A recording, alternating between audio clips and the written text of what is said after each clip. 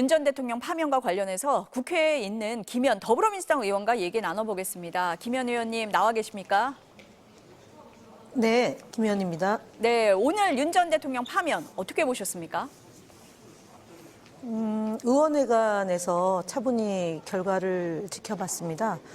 지난해 12월 3일 밤 10시 30분경에 대한민국 대통령이 국민을 향해서 선전포고를 했고 그 이후 123일이 지난 오늘 대통령에 대한 거취를 결정하는 헌법재판소의 판결 하나하나를 꼼꼼히 듣고 국민들의 마음을 제대로 읽고 반영한 그런 판결문이다라는 생각을 갖게 됐습니다. 전원일치 판결이었습니다. 예상하셨습니까? 네.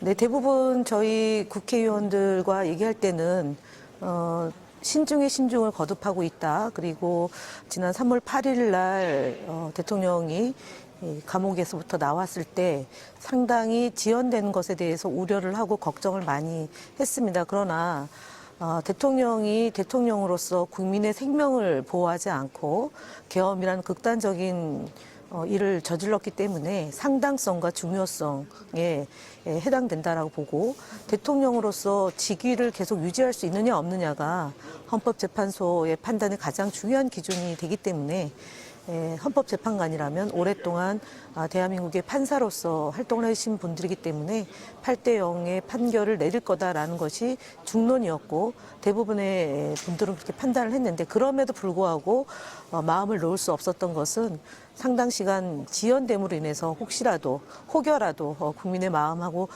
다른 판단이 있지는 않을까라는 우려는 있었지만 현명한 판단이 내릴 거라는 기대는 국민과 함께 가지고 있었습니다. 윤 전 대통령 측에서는 경고성 계엄이었다, 호소용 계엄이었다 이런 얘기를 계속 해왔습니다. 그런데 헌재가 전혀 받아들이지 않는 그런 결과였습니다. 오늘 헌재 선고문 쭉 들어보셨을 텐데요. 가장 주목하신 부분 어딜까요? 저는 사실은 홍장원 그 국정원 1차장과 곽종근 군인의 그런 진술을 가지고 그 부분에 대한 진정성을 일단은 받아들였다는 점에서 되게 감사하다고 생각하고요.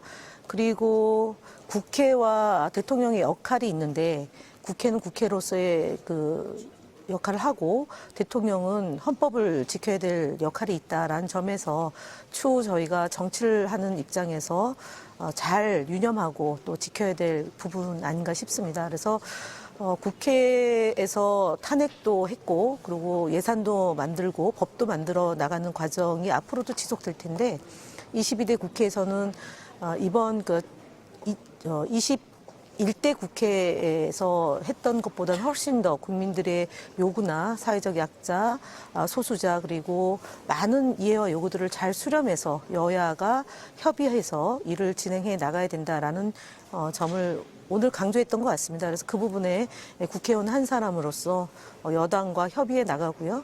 국민들의 뜻을 잘 받들겠다는 것이 오늘 재판관들의 내린 그런 결정에 대해서 저희가 뒷받침해야 되는 것 아닌가 싶습니다.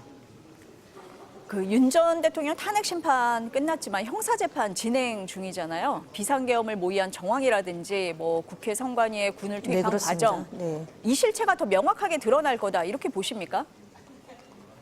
그렇습니다. 지금까지는 어쨌든 형식적으로 대통령의 지위가 있었기 때문에 검찰이나 경찰, 공수처 등이 대통령의 입장을 그나마 그래도 좀 존중하는 것이 있었기 때문에 한계가 좀 있었다라고 보여집니다. 특히 선관위에서 부정선거였기 때문에 계엄을 할 수밖에 없었다라는 논리가 선관위가 여러 차례에 걸쳐서 부인했지만 언론이나 일부 유튜버들에 의해서는 계속 그것이 재생산돼서 국민들에게 오염되는 상황으로 연결이 됐습니다. 그래서 그 부분에 대해서 잘 정리하는 게 필요할 것 같고요.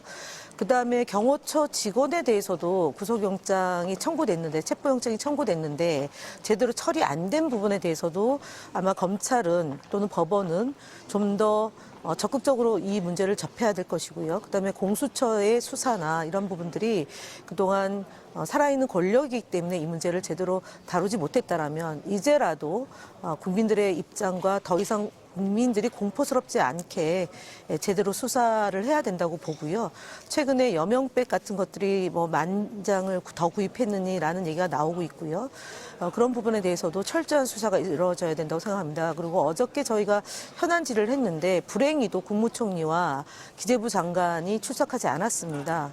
그래서 이런 부분에 대해서도 추후에 국회가 일정이 잡히면 협조하겠다, 내지 국민들의 그런 걱정을 최소화시킨다면 국무총리와 기재부 장관의 역할이 좀 더 국민들에게 소상히 보고되고 저희가 머리를 맞대서 이런 비상 상황을 대비해야 된다고 봅니다.